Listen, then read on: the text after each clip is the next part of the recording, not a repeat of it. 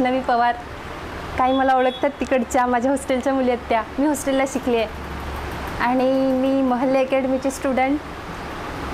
मी ठाणे जिल्हा परिषद येथे स्टेनोग्राफर म्हणून माझं सिलेक्शन झालं आहे. ॲक्च्युली 3 महिन्यांपूर्वीच मी जॉईन केलं आहे. खरं पाहता जॉईनिंगच्या पहिले मला मॅडम सरांना भेटायचं आणि तुमच्या सगळ्यांना भेटायचं अत्यंत गरजेचं होतं, पण काही कारणास्तव that was not possible for me.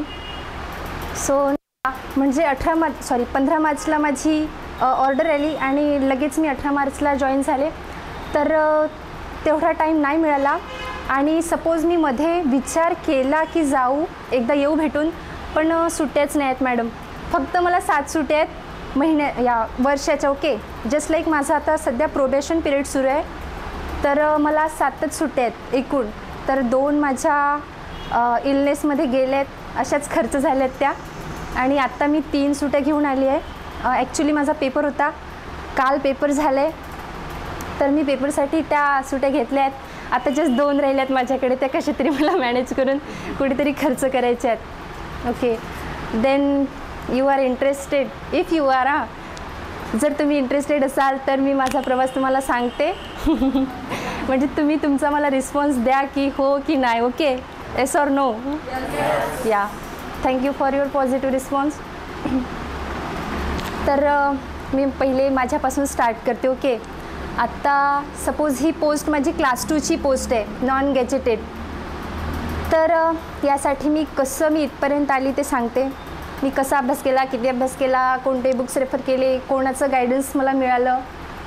Okay, तर मी नाही का, मी तुमच्यासारखीच गावातली मुलगी. ओके, तर इथे महान आहे 35 किलोमीटर दूर, तिथे मी राहते.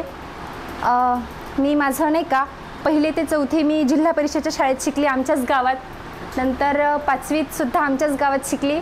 नंतर 6 to 10 स्टँडर्ड मी बाहेरगावी गर्ल्स हॉस्टेलला शिकली आहे.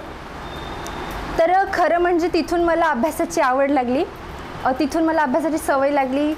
तर really I am thankful about that hostel. तिथे मला चांगलं गायडन्स वगैरे मिळालं. आणि तिथला माझा अभ्यास करण्याचं रिझन हे की मला फर्स्ट नंबर यायचं होतं, माहीत का. म्हणजे 6वी नाही का 6 स्टँडर्डमध्ये माझा पहिला नंबर आला, म्हणून माझ्या पप्पांची इच्छा अशी होती की नाही का मी पहिलाच नंबर यायला पाहिजे माझा ऑल माय जर्नी. ओके, माझ्या एज्युकेशन लाईफमध्ये. तर तेवढंच माझ्या डोक्यात होतं. मग मी कळत नकळत फक्त पहिला नंबर घ्यायसाठी अभ्यास केला आणि त्याचं एवढं बेनिफिट मला इकडे मिळेल मला नव्हतं माहिती, पण दॅट्स ओके. तेव्हा मी अभ्यास केला, ते मला नंतर कामी आलं. म्हणजे नाही का तिथून माझी जस्ट अभ्यासाची मला सवय तरी लागली. आणि अशी सवय लागली की विदाऊट स्टडी मला गिल्ट फील व्हायचं. Suppose me at the night म्हणजे नाही का आमचे जे सर होते ना ते आम्हाला असं सांगायचे की तुम्ही दिवसभरात जे काही करता ना ते रात्री रिमाइंड करून पाहायचं की आपण आज दिवसभर काय केलं आहे. तर मग नाही का मग मी मला क्रॉस चेक करायची की मी आज काय केलं आहे, काय करायला पाहिजे होतं. म्हणून मग मी त्या व्ह्यूनं अभ्यास करत राहिली. मग नंतर 11th-12thमध्ये मी सायन्स घेतले. ॲक्च्युली 6 to 10 स्टँडर्ड माझं सेमी इंग्लिश होतं.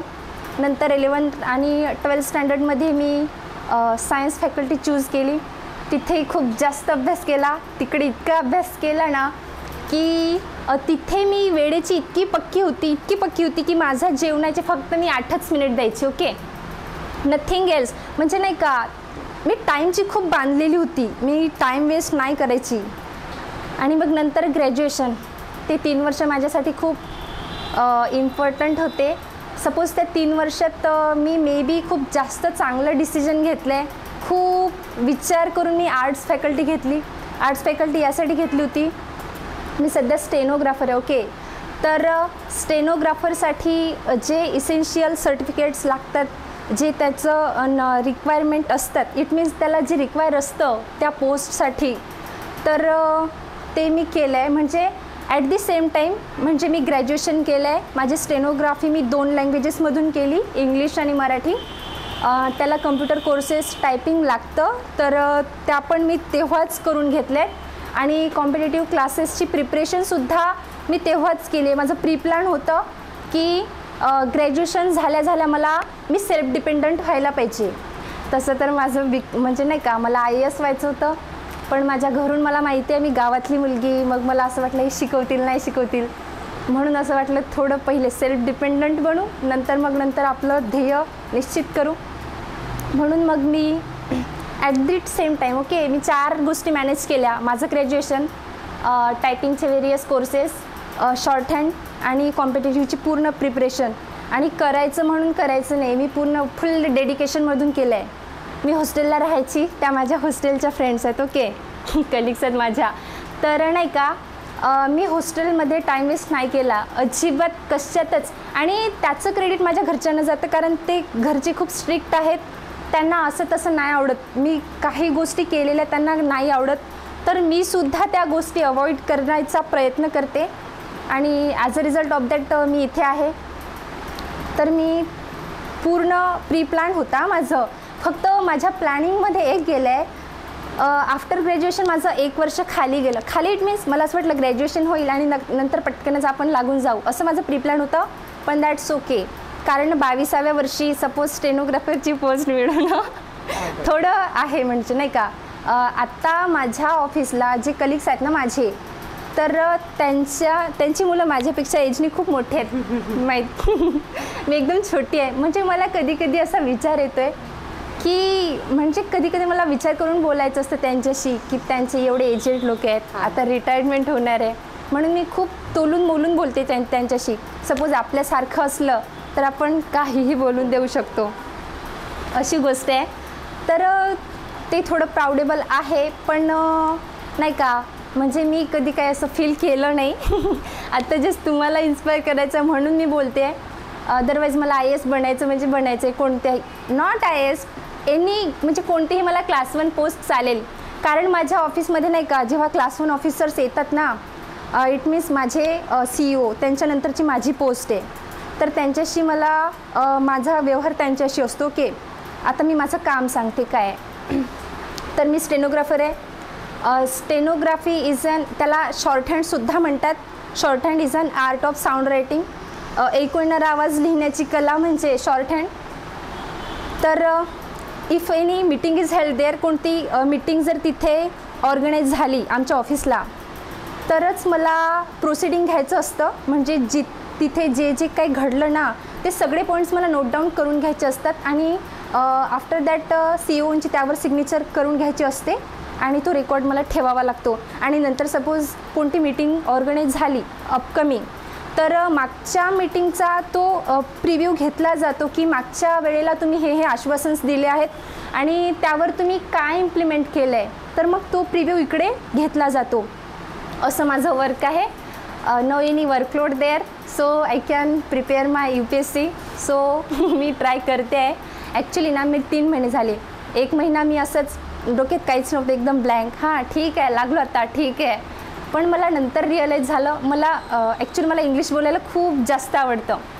मग फ्री टाईममध्ये मी काहीतरी अशीच बुक्स वाचायची, आणि एक ॲप आहे बायटॉक म्हणून, तर मी त्यावरती असंच लोकांशी बोलायची, इंग्लिश स्पीकर म्हणजे कम्युनिकेशन सुधारायसाठी. तर मग एक दिवस वाटलं अरे यार मी किती दिवस बोलणार ह्या लोकांशी, म्हणजे नाही का तिथे खूप जास्त असे जरी ते प्रायव्हेट सेक्टरमध्ये वर्किंग असले ना, तरी ते पुढे जाण्याची इच्छा त्यांच्यात असते, आणि तेही मला इन्स्पिरेशनचं थोडं मोटिव्ह आहे, की त्यांच्या गोष्टी ऐकून असं म्हणजे नाही का ते लाखाच्या वर त्यांचं हे बिझनेसमॅन समथिंग, म्हणजे ऑल वर्ल्ड कोणाशी आपण कनेक्ट होऊ शकतो. तर मग तिथून मला इन्स्पायर झाली की यार काहीतरी आपणही करायला पाहिजे. हां माझी तर ॲटलिस्ट क्लास 2च पोस्ट आहे, त्यांचं सगळं स्वतःच आहे सगळं. तर मी इमॅजिन करते सपोज मी क्लास 1 ऑफिसर झाली, तर मग एक छान बंगलो माझा, छान तिथे गार्डन, हां असं इमॅजिन करायचं. तेव्हा कुठे अभ्यास होतो, अदरवाईज नाही. असं काहीतरी टेम्पटेशन पाहिजे की मला हे करायचं आहे ते करायचं असं.